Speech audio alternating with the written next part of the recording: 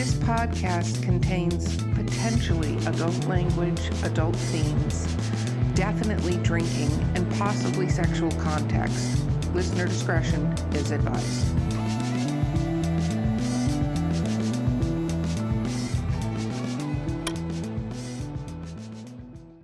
Welcome to Drinking with... What are you doing? Why do you do that? I'm trying to do the intro.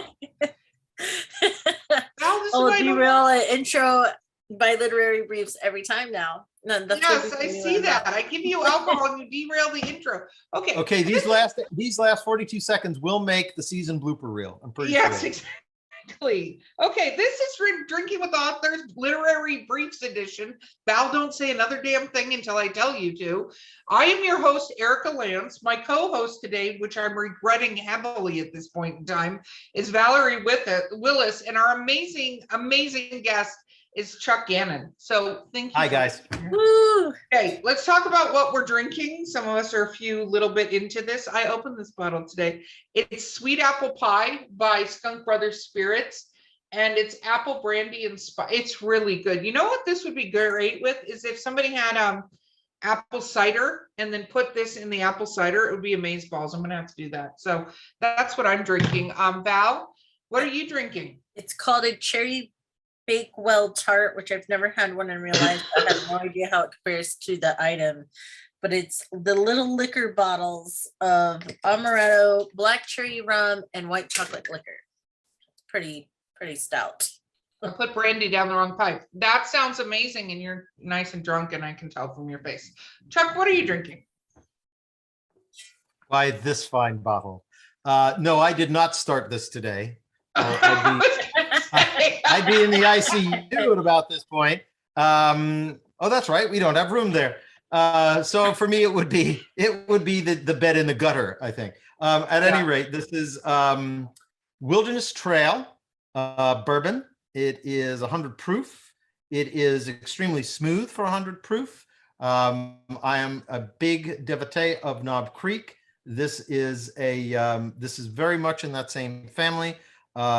Some of the same maple flavors, but a really nice single barrel bourbon. I cannot recommend it highly enough. And it is in the Drinking with Authors. I don't even know if you can see it now. Yes, you can. The Drinking with Authors, the backward branding. And that's from my prior time here. And this only proves that these are both very kind and masochistic people here at Drinking with Authors. This is very true. So you brought up Knob Creek, and I have to say, Jonathan Mayberry, who said, because we didn't get to see him at Dragon Con this year, was like, I love Knob Creek, you have to bring some. So now I know what I'm bringing to Dragon Con to make it amazing. Is he a Knob Creek fan as well? Yes. So, and we must bond. I know, John, we must bond. We didn't know this. Yes. No, I'm telling you, this author hotel is going to be... Erica, Drinking with Authors is going to bring a whole new level Weston. to it. It all happens at the Weston. Exactly. I'm so excited. Okay. So this is a rapid fire questions. Are you ready? That's for you, Chuck. You're the one that has, okay, he's drinking. He's ready. I am now. Okay. So what is the best book you read this year? I read so few, I have to tell you. Best book I read this year. Let me come back to that, because the more you write, the less you read, and I'm definitely an illustration of that. So. Okay, so what about your favorite book to movie or TV show? Favorite. Not the best, but my favorite right now that makes any sense is The Expanse. I'm a huge fan of The Expanse, and as a matter of fact, when people talk about the Caine Riordan series, that's one of the ones I tend to mention, because it's got that sort of, one of the things I like about The Expanse, what a shock, because it's what I was working towards, is it is definitely science fiction. It's pretty much hard science fiction. There's a little bit of physics that could stand to be tweaked, but it has that techno thriller vibe, that hard, that crisp edge. It's pitiless. The universe is bigger than the fate of any one character. No one's walking around with a halo. And I think the science of non-terrestrial life whether that's intelligent or otherwise, is really well done. I'm a big fan. Very cool. My Nicely- boyfriend is a huge fan of this, and I have to honestly say I got to go back and watch because I like season 1, and then season 2 happened, and I'm like, what the hell just happened? Like I felt like I was in a completely different series, and I was like, I feel like I missed something because he's like season 3, and I'm like, no, I need to go back because I feel like something happened and I totally missed it. So, what about one that you were like, they could have not done this and that would have been okay? Oh my, where to begin? Which one? Um, Which one? It's I hate to say this because I like Terry Brooks a lot, but I think that the sort of Shannara series that was done not too long ago, it tried really hard. It tried, I think. So I have a problem. I don't know that they said this, but there was stuff in that version that I felt like the characters were on the verge of, or actually saying, don't throw shade at me. I mean, it's like, come on. No, I know we're all trying to be hip and with it, and we're trying to inject the series with the vernacular of the day, but that just throws me right out of the immersive trance, if you will. I am not looking at my world. So don't put my language in that world. If there's a certain sort of, I think, when one gets to a different world, there's a kind of, one has to find a stylized kind of approach to authentic language to that time that is also, to some extent, I'm going to call it, epochally, as in epochally neutral, and can be heard without the prejudice or context of any given time, sort of layered into it. And there are just so many others, but I try to be a positive person. We are being a positive. You know, it's interesting that you say that, and I'm going to try to keep my thought here because this brandy's doing wonders for me right now. But one of the For all things of I us, thought Erica, was for all of us. yeah, going back to sci-fi. This is not sci-fi. I'm just making that up. I actually just recently bought a friend of mine the British TV series of Hitchhiker's Guide to the Galaxy. I don't know if you've ever seen this. I have not. Oh my God, BBC did a version of Douglas Adams' Hitchhiker's Guide to the Galaxy. I want to say it was done in like the late 70s or early 80s. It was, and it was British, and it really, I mean, outside the fact that their special effects were garbage, they're very Red Dwarf special effects, because that's what they have. They don't have, there weren't special effects back then. So if anybody's seen the original Clash of the Titans, you understand what I'm talking about, right? So, but it followed the book so incredibly well because it was like this BBC British show of this British author's Hitchhiker's Guide to the Galaxy. And then, because he was talking to me about how the movie, and although I love a lot of the things they did with the movie, I love a lot of the people that played in the movie. As a diehard Hitchhiker fan, I was a little like, what are they doing? Like, I wasn't really happy, but there was this thing. And so I think it's really interesting because when you talk about stuff that's made now, you go, who did they make that for? Because I can tell you right now, they didn't make it for the readers of that particular book. Right. Series. They didn't. And it's true with the Wheel of Time too. I actually just talked about this the other day because I was watching the Wheel of Time show, having read the Wheel of Time books.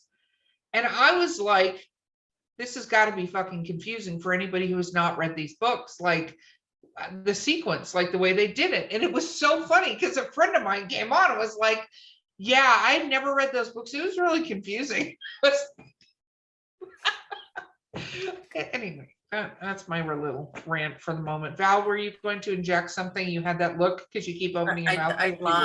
I've had too much Cherry Bakewell tart in a cup. Like I'm ready for a nap, Erica. Oh, you are not a good co-host today. I'm just okay. So we talked earlier about you having a world Bible from when you were 13 and kind of revamping that. When you create newer worlds nowadays, do you still take the time to kind of build yourself a Bible or write write some sort of preparation? Yes, absolutely. Because particularly with hard SF, and also because of I have a theory. It's not even a theory. It's just a take on one of my biggest problems with antagonists, villains in general, particularly when they're not sort of lone wolf sort of individuals. And even when they are, I mean, the bottom line is for an opposing force to our hero or heroes, as the case may be, they've got their power because they're big, they're smart, or both. And one of the things that can really irritate me is with not having why people have what degree of power well defined, because the particulars of that are going to drive what they do, are going to drive the sort of tactics and decisions they make. And what does this all have to do with the World Bible? Simply that I need to know who's holding what cards at the table.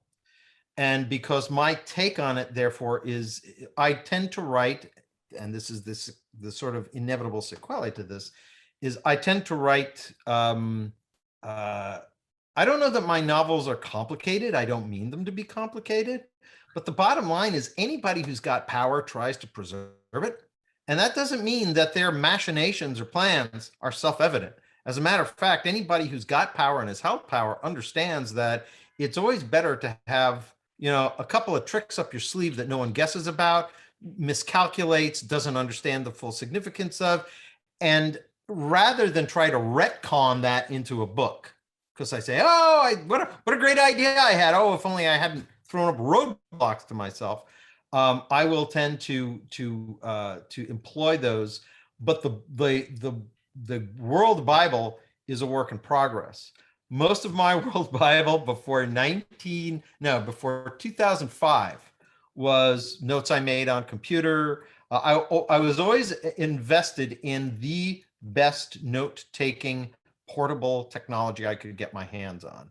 Literally my hands small, because I would have ideas in all sorts of very inconvenient places at inconvenient times. And so now I have on my phone something that's called Tape Talk, which was developed in Germany so that in a lecture hall of like physics and medical students and things like that, a 2-hour lecture could be recorded all at once. So what I'll do is I'll have that thing running.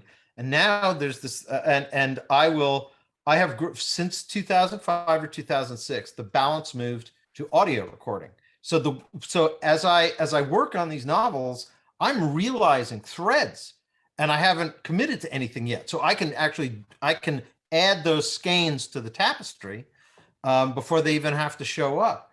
And then in the last 2 or 3 years, there's a wonderful piece of software that I feel like I should get. I talk about it all the time, so I should really get a cut.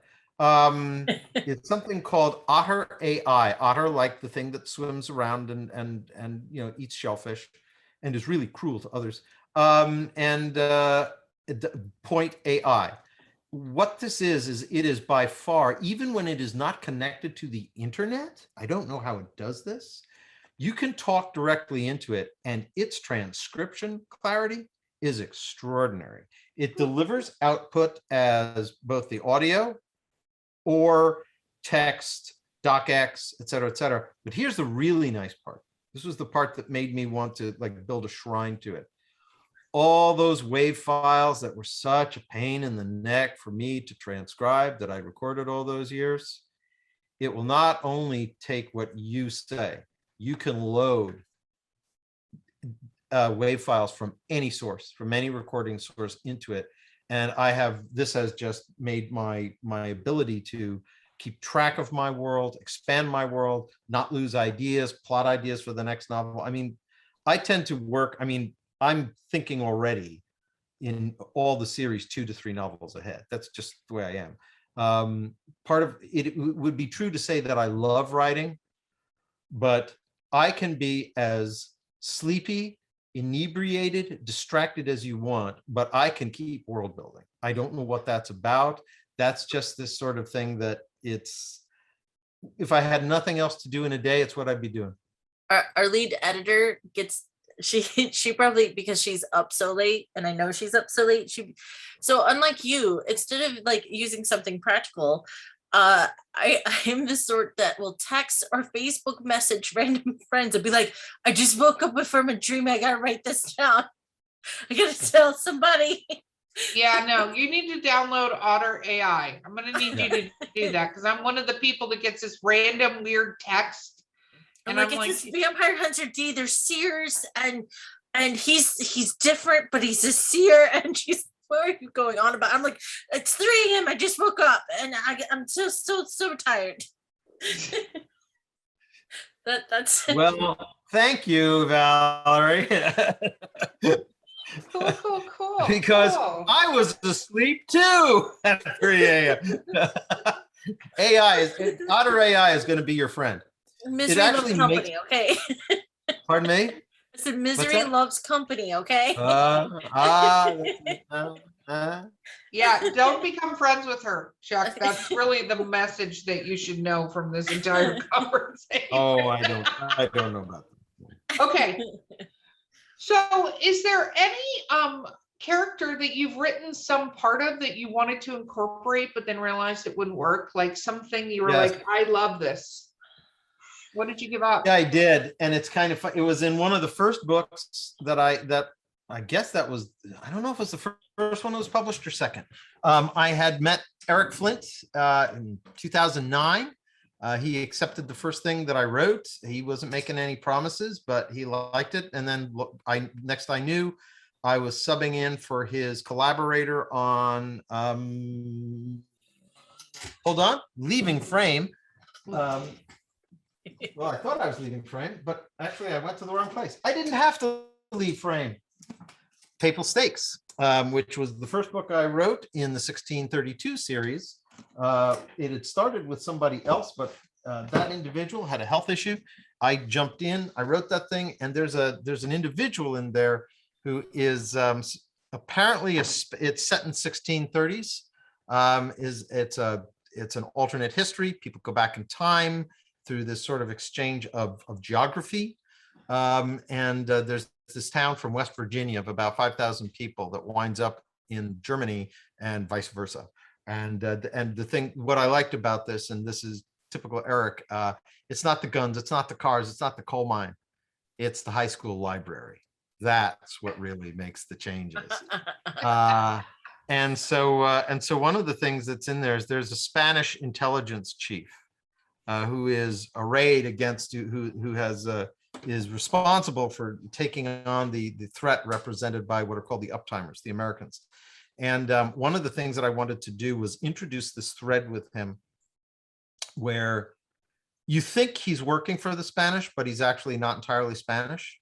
He's actually his Spanish father did not own him. His English mother tried to follow him to Spain and wound up dying in poverty.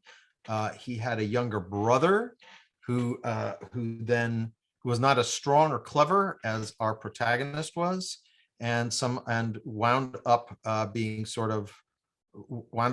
raped and ultimately getting money as a sort of sexual plaything of the Spanish grandees, and died both through exposure and syphilis. So what I wanted to do, and you'll understand why Eric's wife said you can't put this in to Eric, and I'll tell you why in a second. It's a great line. And so what I wanted him to do was be this individual there was this string of murders every place that he was being asked to investigate, because they happened shortly, right before he arrived or after he arrived. And it was always somebody who was well placed in town, somebody Spanish, and it was very often under embarrassing circumstances, where they were, essentially indulging one or another carnal appetites at the expense of innocent individuals. And what was happening was this guy was actually getting there before people knew he was there, and he was setting it up. He was baiting them in. And so we have these, it's pretty grim, because I mean, it's the murders, the murder scene when people go there is clearly of a in this case, a pedophilic tryst gone terribly wrong. And so both, not only kills him, And also the other thing is that and this is where the character is really twisted. He only does it when the child, whichever the child is clearly so miserable and so much wants to die and just wants a good meal and just wants to go to sleep, that he makes sure that there's something that makes the child sleep away in whatever has been laid out as the bill of fare, and then sees to it that the pedophile is meets a much less sanguine end. And so I really liked what I wrote there. And Eric had his wife Lou read it, and she said, "This is really well written," but she said it's not. It would be an excellent sequence from The Girl with the Dragon Tattoo, but not for this series. And she's exactly right. She's exactly right. I love Lou. She's great. And so yeah, I still used aspects of that character. I just had to dial it back. I didn't change him wholly, but there's a part of me that really I chided Eric. I said, "Geez, Eric, I'm an independent that comes out of a very mixed, an eclectic political background." I said, "But I'm more of a Marxist than you are." And he said, "Why?" I said, "Because I wanted to show the debauchery of capitalist and aristocratic culture, and you want to hide it." There's like, which is what Eric does. So there you go. That's that character that I would have. I had to trim it back a little. No, and I understand, but I also kind of love what you would have done with it, because one of my biggest things, growing up, reading a lot of fantasy when I was growing up and sci-fi, was I always hated it when the bad guys were not that bad. There are some bad guys that have redeeming things, but there are some people that are just evil, and to try to make you like some part of the reason they're evil always bothered me. So there are a few examples where I feel like people did really well with characters like that, where I was like, this person's like, in Terry Goodkind's book, the first one of the bad guys is a pedophile. He's a pedophile. They end up killing him, but that's what he is. There's no like, because he was abused, blah blah blah, like whatever justifier around this asshole. He's just an asshole. Right. And I always love it when you see that. I write horror, so I guess I can go on this whole side of this, is that I like seeing how bad it is. I think that part is scarier. Like, to me, the really scary horror movies out there are ones like Seven and Silence of the Lambs, because those are real bad guys. Like, you don't go, wow, this person's super sweet. You're like, no, I don't want to be in a room with this person. Like, there's no redeeming quality in this person. Well, the empathy, whatever is that empathy switch did not get thrown, and it's just not there. And in this case, what I really wanted to do was I wanted to it's easy enough to talk about the horrors of imperial Spain and that kind of abuse of power in general, but I wanted to have an apparent bad guy himself, an intelligencer for them, actually being he was determined in the series, and he's still in the series. He is working his way to the point where he can create a court scandal that brings them down. It's like, you did this to my mother, you did this to my brother, I'm going to do it to you. And of course, what is it in 1984? O'Brien says to Winston Smith, what is the surest form of power? It's like to inflict pain. And this is the debauchery. What people call them sex crimes. They're crimes of violence that are being conducted through the lens of sexual relations. And I wanted to really go to this isn't just they kill people. This isn't just they take over countries. This is, if you live by this sword of absolute power, it will corrupt some of these people absolutely and always. these individuals you're talking about, these really sort of chilling psychopaths, if that switches in you, that sort of culture, those sort of expectations will allow it to come to its fullest realization. And I just wanted to whack that on the head. I like it. I like it. Okay. I got another good question. You ready? Yeah. So if you could undo one piece of technology, what would that be? Wow. That's a good science fiction one. Alt history. Yeah, that's totally in the game. You know, this is, as I was saying in an interview I gave not too long ago. If there's a constant in my work regarding the problems, it's the law of unintended consequences, whether that's fantasy or realistic, or, you know, conventional fiction, or you just, no one sees all the way things are going to play out. So you asked me this question and I suddenly feel like I'm being asked to make something go away. But then what am I doing? My first response, my gut would be, I think we are changing our brains, not even in the balance for the better, with the immediacy of social media. Reflection as a property of human cognition is essentially being discounted, and reflex is being encouraged. And it's, you know, anybody who's spent any time on TikTok or Facebook Reels or something like that knows that this is like lizard hindbrain crack. You know, it's like, oh, just one more. It's because it never stops. It's varied, blah, blah, blah, blah, blah. And I'm tempted, therefore, to say that social media, but you can't talk, social media isn't the technology.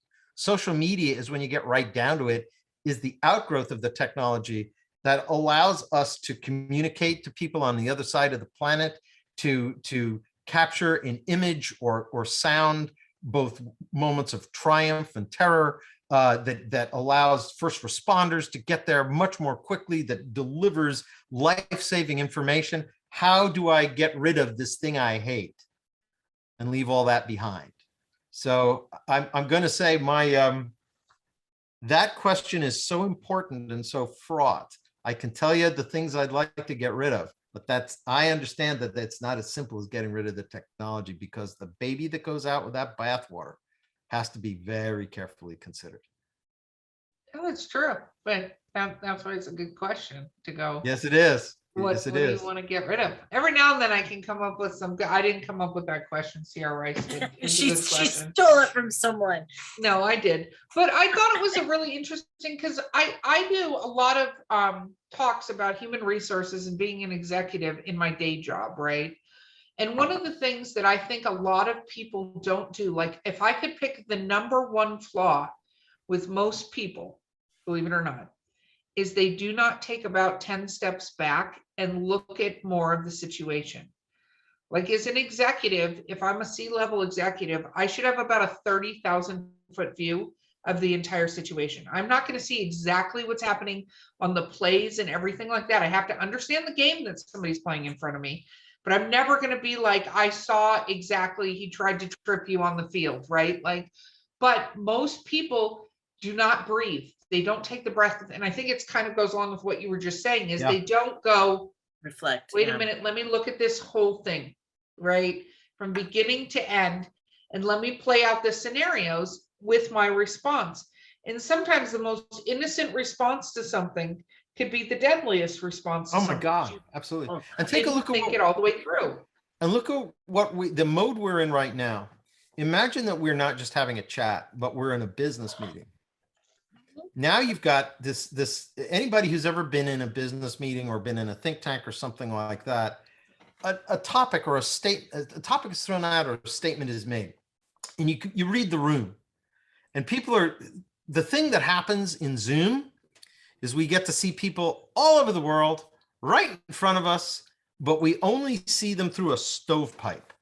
All the nuances that take place when you're up close to somebody, all that mammal stuff of, is that person going to speak? Is that person waiting for somebody to speak? Is this a moment where humor will work? Is it not? That largely gets cut out of this kind of medium. And the reason I make that point is because I think that's part of why you're getting even more this sort of no delay time between something is said, somebody responds. Because if we're playing Zoom version Hollywood Squares and there are 16 people, you know, on your screen and somebody said something, if you don't say, if you're not the first one to respond, you may never get the chance because of the nature of the way the software processes the voice, who manages to control the conversation. It's difficult enough in a room. In this, it's murderous. So everybody is trying to be first in. It's so true. It's very true. God, we could go many, many petals of this particular flower because it's something like when I mentor and I'm training people, like this is the one thing I train people to do, like just breathe. Like from the movie Ever After, where she says that, just breathe, like just breathe for 1 second and think about what you're doing and all of the nuances, because I feel like almost every situation in life is almost like Game of Thrones. You have to understand all the players. You have to understand their motivations. You have to, like, what is their end goal? There's all these pieces to it. And if you react that fast, there is no way you've cataloged that. Absolutely. To go, this is the right answer. You're not even giving your instinct. You're going with gut response and thinking it's instinct, but instinct has more layers than that. But they take more time to come to the surface. Very true. Okay. Val, I love that you're waning and I can see it on your face. I appreciate you. You get the final question, my friend. You spoke highly of villains and you seem to be a villain connoisseur. What's your favorite villain of all time and why? Some of my own, just because I got a chance to, I built my own kit. The ones that folks know, I think Iago is a very interesting villain. I think the Ark. I think the best thing about Star Wars is Darth Vader. When you get right down to it, I knew from the moment I saw the second movie, it's like the only one who's going to be able to kill the Emperor is going to be Darth Vader. That is the Ark. It was like I was 18, 19 years old, and I said, that's what's got to happen. There are others. I'm trying to think of ones that are known well enough.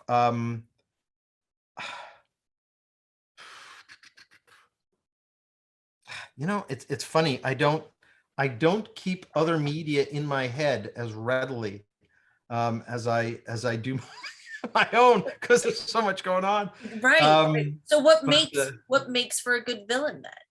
What qualities that, if you make your own kit, what does that kit include? First of all, a good reason.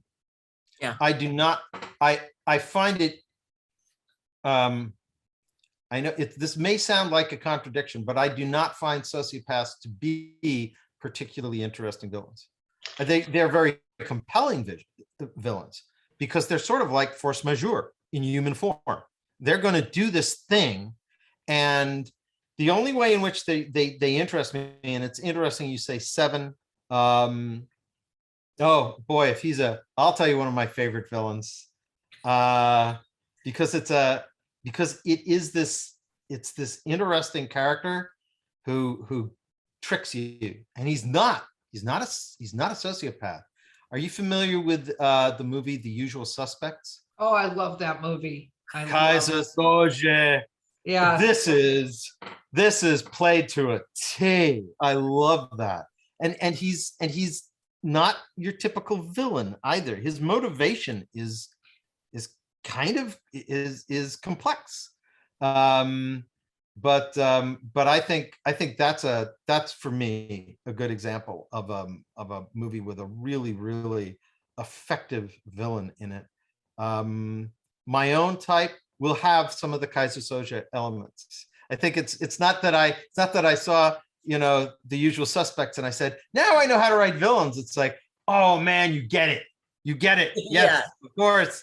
That there needs to be some mystery in them, because let's face it, the seeing everything behind the mask, no callbacks to Darth Vader there, but take it where you will, is that if either a villain is one of these sort of all-powerful individuals, the sort of the Sauron of the story, if you will, which in a way it's really scary because they've got lots of power, but they're sort of, again, it's like a force majeure. It's like, I want this thing, it's called power, I'll do anything to get it. I rule, you know, absolutely without any restraint in my own domain. So I don't need to worry about what anybody else thinks of me. I just thought of another villain, by the way. I'll get back to it. Screw tape letters. I was thinking the Inklings. But the thing is that I want somebody who got there. They have to keep it hidden for some reason, which means that they're either operating in a society which would disapprove. They have enough control to, now that would sound like a sociopath, but I am more interested in something that gets me closer to tragedy. One of the German philosophers said that the true definition of tragedy, and you can guess which Greek play he thought was the best tragedy, is when two characters who we normally think of as the antagonist and the protagonist have absolutely mutually exclusive objectives, and both of their lives are dependent upon achieving it. So everybody's got a reason, but what I need is exactly the opposite of what you need. We can't all walk out of here at the same time. Not surprisingly, thought Antigone is by far the best, and you're right. I think the tragedy in Antigone is so inescapable and powerful, and everybody has such a reason to be where they are doing what they're doing, that it's I don't see how you. It's to me, it's very powerful. And there, the bad guy doesn't even feel like a bad guy, so to speak. Another interesting fiend is the wormwood in the Screw Tape Letters.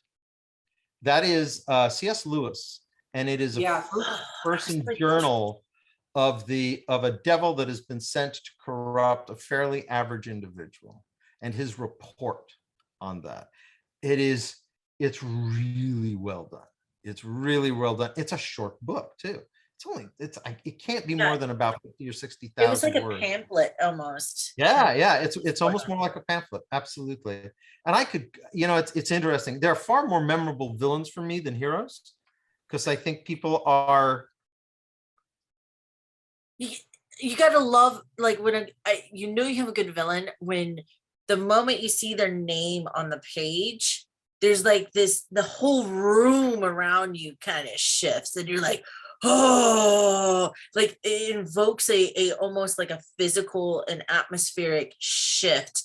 Like you gotta love to hate them, or be like, oh, I want to know you kind of want to know more about them. Well, like, that's exactly a level it. of mystery. That mystery, and that mystery needs to be tied to their power. Because then it's like it's two sides of the same mirror, and ultimately you get the satisfying, they will be hoisted by their own petard. If their power is dependent on their mystery, and their mystery has been constructed to protect their power, then for you to undo that villain, so as I've put it, where was I? If a narrative is a car, a hero is the engine, but the villain, they're the gas. Well, it's true, and it's always interesting when you look at it from the perspective, especially you brought up sociopaths. So like Silence of the Lambs, we're talking about there's no empathy there, right? The Silence of the Lambs, or that whole series villains, right? And even like the Darkly Dreaming Dexter things, there's zero empathy with the hero of that particular story, right? No empathy. But I always think it's interesting if you really, the shift when you as the writer can see the villain, I'm using quotation marks, point of view, because generally they're not doing something because they think it's wrong. Like they're not like, I want the world to burn, I think it's wrong. I mean, that's a sociopath, is generally on that. I mean, they still think what they're doing is right or whatever, but they also, a lot of them realize they don't have the care factor of humans. But it's very interesting because you look at a lot of the best villains and you go, they thought they're right. Darth Vader, to that tune, you brought him up. completely justified in his mind that he is right, that everybody else is on the wrong side of the force. And, he doesn't think he's the bad guy. And, it was only when that certain button was pressed that he went, wait a minute, wait, am I on the wrong side? And even still, it wasn't, he was on the wrong side. This was the wrong person. Like, this person was a bad person, Yeah. No, I agree. It's layers. it's the layers, and it's that as I've said many times when I'm teaching sort of introductory classes, if your villain, if your notion of your villain is that this is a person who gets up in the morning to wax their curling mustache and say, what evil shall I do today? Just stop right there. That's fine I don't even think 6 or 7 year olds will buy that anymore. I think narrative sophistication has sort of worked its way down in age group. And I think that's a good thing, because I think the easy shibboleths of what is good and what is evil are no service to I don't know that they've ever been a service to young people, but certainly in a world as filled with shades of gray. No, not going there. Please don't. As this one is, pointing to the complexities of making those sort of pronouncements. This is good, that's bad, that's evil, that's divine, all these sort of things. This is a far more fraught behavior, because it's connected. It's how what we do before we kill people. We other them, right? We turn them into the other. And if we can think that they're not us, then it's easier for us to then we fear them. So we say, what am I going to do with that fear? Well, I'm going to say they're not us, and I fear what's not us, and I hate what I fear because I really don't like feeling fear. And now, because they're not us, that allows me to say that if somebody says, well, they're going to hurt us now and we have to do something about it, it's like, well, they're not really people anyhow. And it's that slippery slope gets played out every time. And my God, watching what's happened in the last 5 years of what I would call strong man, and I'm not trying to be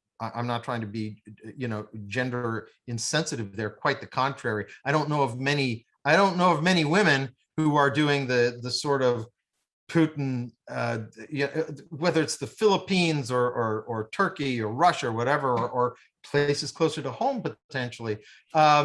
We have had this tendency, which when you think about it, so much of the gathering of public opinion and for movement in a given direction very often depends upon othering. And it's just as true in the other direction. There's been an awful lot of extreme left ideology, which really sort of enables the path to action by saying, it's a shame, but it has to be done. They're in the way of history. And it's like, when people do that, I don't care what I feel like this is one of the things I like about Captain America. He says, I don't want to hurt anybody. I don't like bullies. Yeah. I agree 1000%. Okay, we are at the end, my friend. Can you hold up your book again and tell us about this book that just recently came out? The one that has most recently come out is called This Broken World. And the world doesn't seem to be broken, but our protagonist has a suspicion that at some level it is. And he goes out to search that.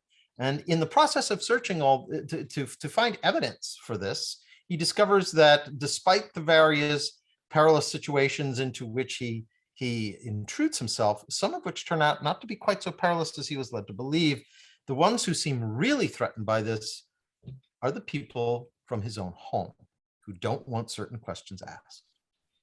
Very cool. And this series is called?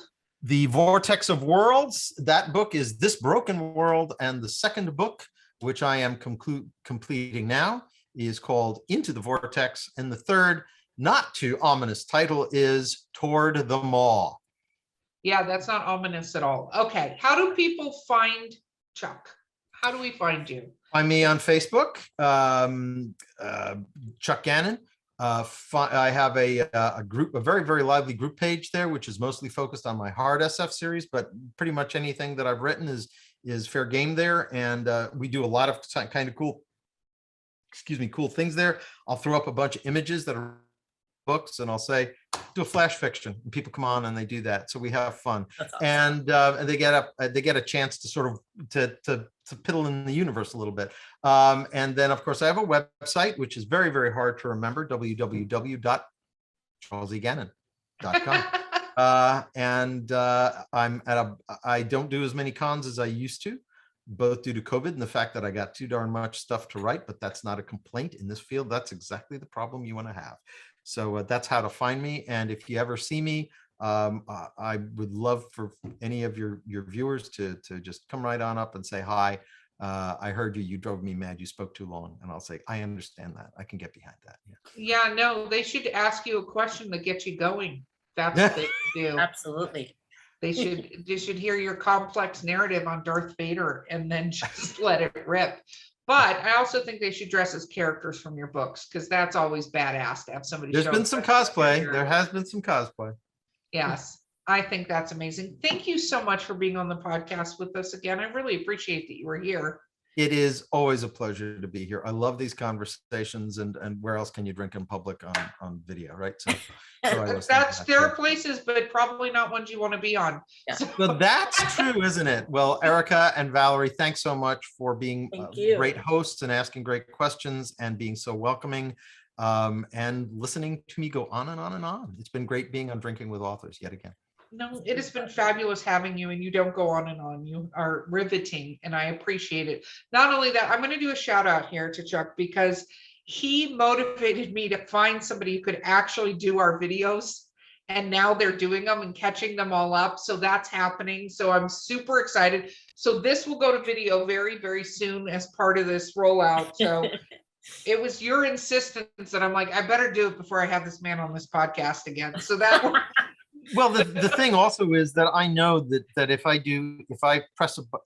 there are just so many audio podcasts right now, and I knew that I wanted so group page, I put it out there and I say, oh, I was on this podcast, and they look and they see it's only audio. You know how many thousands of audios they could be listening to? They see video. That's a different experience. They're going to meet people. Exactly right. They're going to meet people. They're going to see the exchange of the dynamic of the conversation, not have to sort of envision what it was like. And I didn't want to link to the podcast, because now I'll get a chance to link to 1, 2 right away, and people will see your smiling and welcoming faces and be more likely to choose this as one of their many ports of call as they are media consumers today. I would love that, and I do appreciate it. So that is the shout out that you get. Okay, this has been Drinking with Authors Literary Briefs. I've been your host, Erica Lance. My co-host has been Valerie, going to take a nap in moments, Willis. Yes. Our sponsor today has been Skunk Brothers Spirits. I drank quite a bit of this. I'm just going to say it's pretty amazing, but now I'm going to go get cider and put it in there. Not right now, because you don't drink and drive. When I'm sober and I can go do that, then I will. And our amazing guest has been Chuck Gannon. Thank you again, and we will see you guys next time. Bye, everyone.